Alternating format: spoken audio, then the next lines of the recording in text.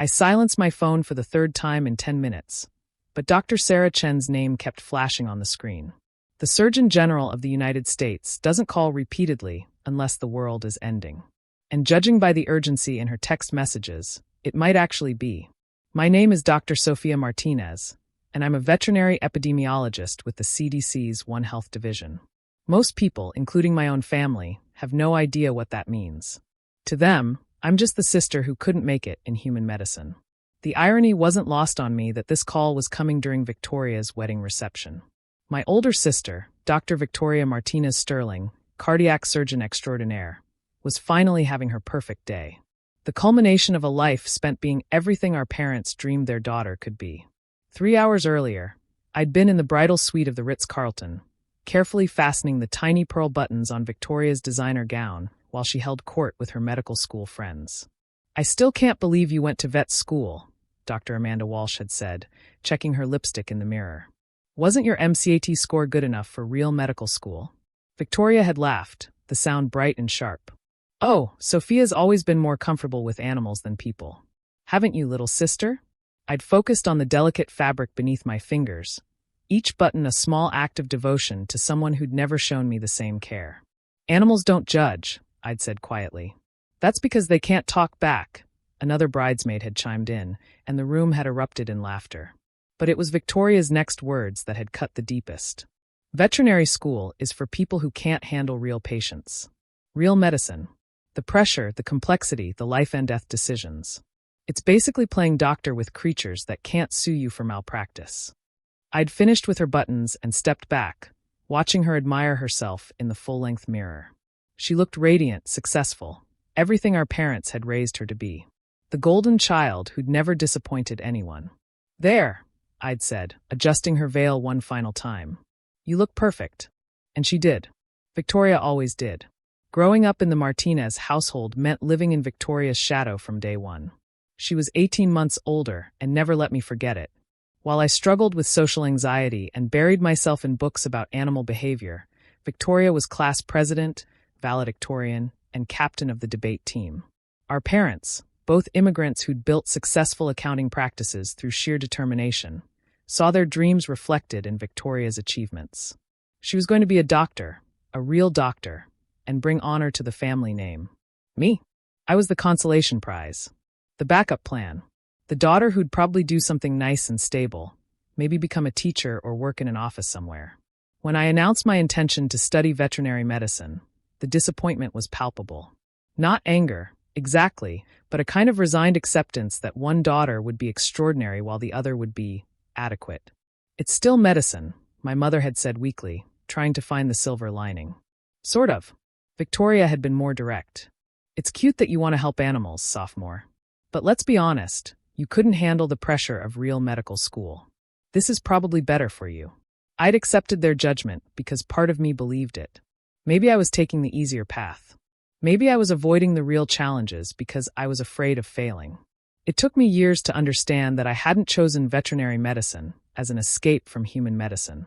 I'd chosen it because I saw connections others missed. The intricate web linking animal health, human health, and environmental well-being. The fact that 75% of emerging infectious diseases originated in animals before jumping to humans. While Victoria learned to repair hearts, I learned to prevent the diseases that would stop them from beating in the first place. My phone buzzed again. This time it was a text, urgent. National security issue.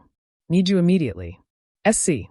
I looked around the reception hall, where 200 guests were laughing and dancing, celebrating Victoria's perfect day.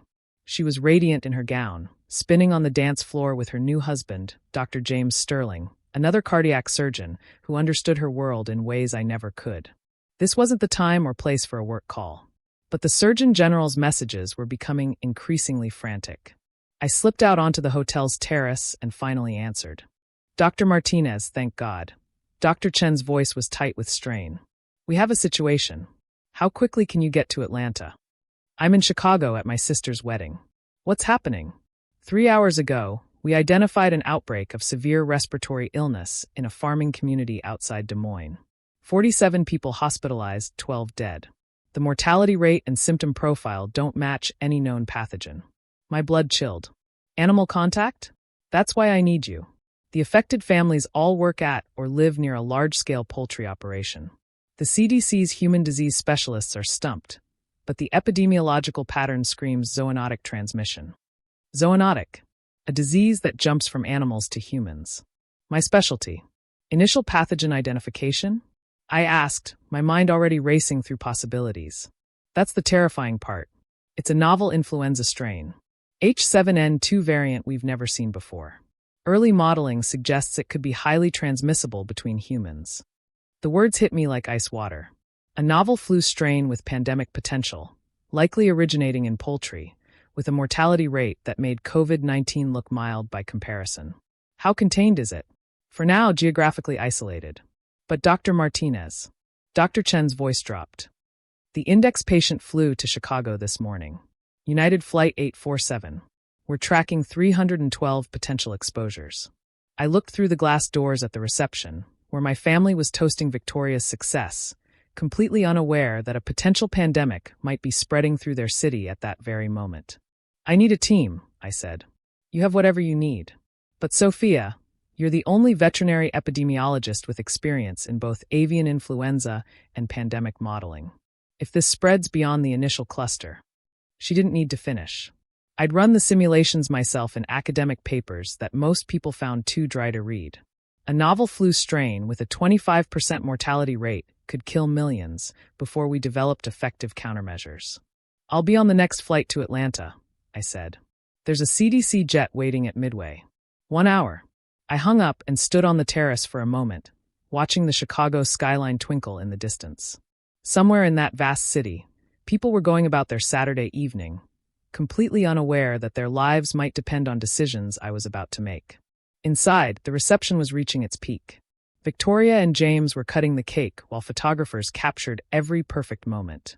I watched my sister laugh as James playfully dabbed frosting on her nose, surrounded by friends who shared her world of surgical precision and medical glory. I found my parents at their table, both beaming with pride as they watched their successful daughter celebrate.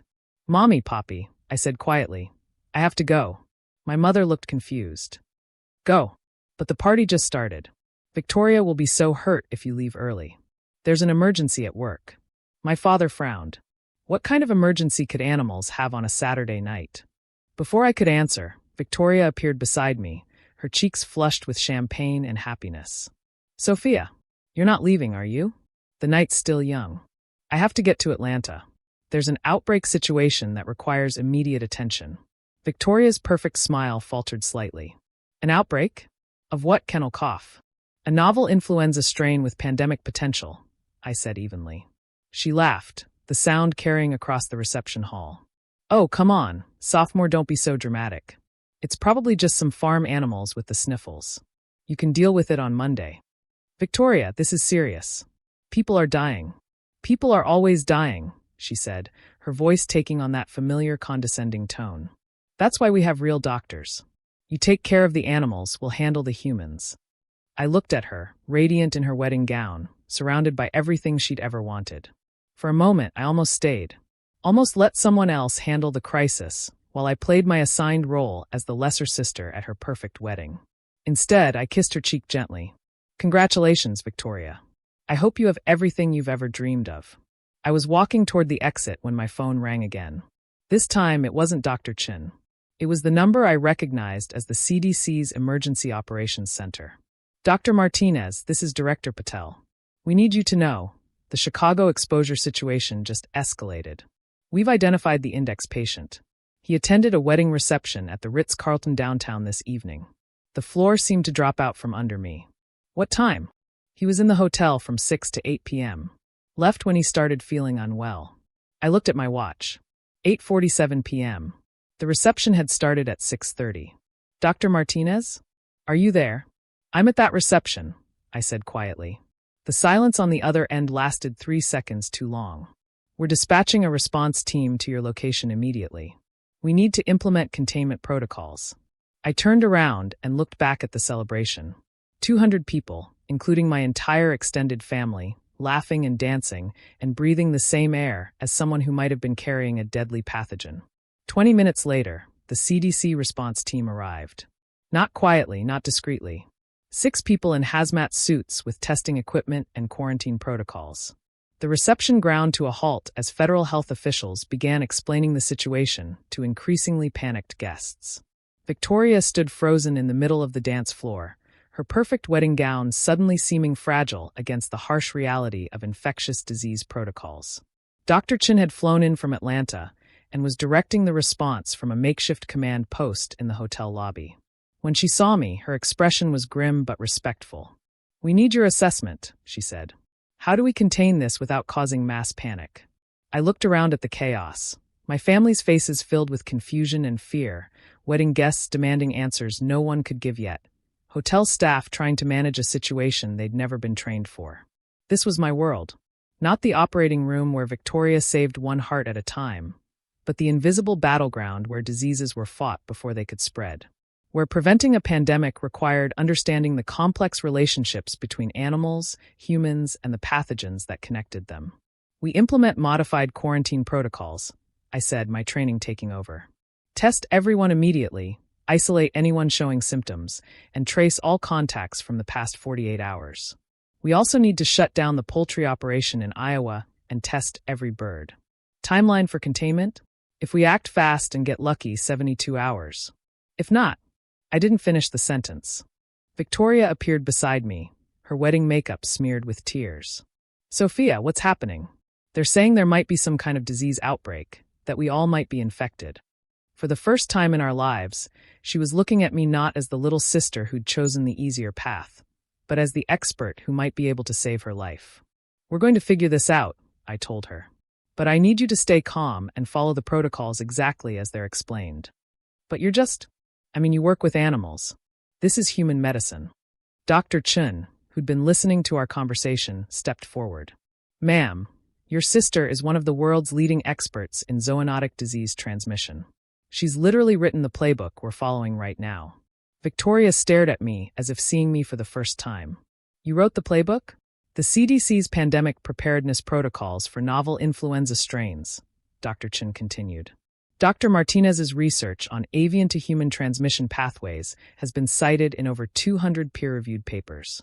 She's consulted on every major zoonotic outbreak in the last decade." I watched the realization dawn in Victoria's eyes. All those years she dismissed my work as playing with animals, I'd been preparing for exactly this moment. While she'd learned to repair damage to individual patients, I'd learned to prevent damage to entire populations. The next 72 hours passed in a blur of testing, contact tracing, and epidemiological modeling. I worked alongside teams from the CDC, WHO, and state health departments, coordinating a response that ultimately prevented what could have been a catastrophic pandemic. The outbreak was contained to 127 cases, with no deaths outside the initial Iowa cluster. We traced the transmission back to illegally imported poultry from Southeast Asia, shut down the operation, and implemented new screening protocols at agricultural facilities nationwide. Victoria's wedding guests all tested negative. The timing of the index patient's departure had limited the exposure window just enough to prevent transmission at the reception. When it was over, I found Victoria in her hotel room, still in her wedding gown 3 days later. She looked up when I entered, her eyes red with exhaustion and something that might have been shame. "I almost got everyone killed," she said quietly. "No," I replied, sitting beside her on the bed. "A pathogen almost got everyone killed. That's what they do." "But all those things I said. About real medicine, about you not being able to handle real patients." She looked down at her hands. "Those people in Iowa were real patients. The 312 potential exposures were real patients. Everyone at my wedding was a real patient." I took her hand, still stained with the remnants of her perfect manicure. "Victoria, you save lives every day in the OR. That's real medicine too. But you save lives before they even know they're in danger. You prevent the disasters I can only treat after they happen."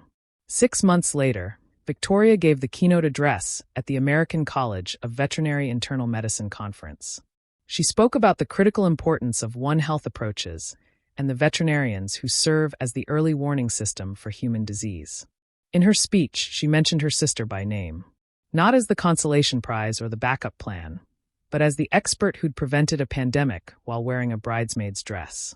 These days, when people ask Victoria about her family, She doesn't just mention that her sister is a veterinarian. She explains that I'm an epidemiologist who works at the intersection of animal and human health, preventing the kinds of outbreaks that could change the world.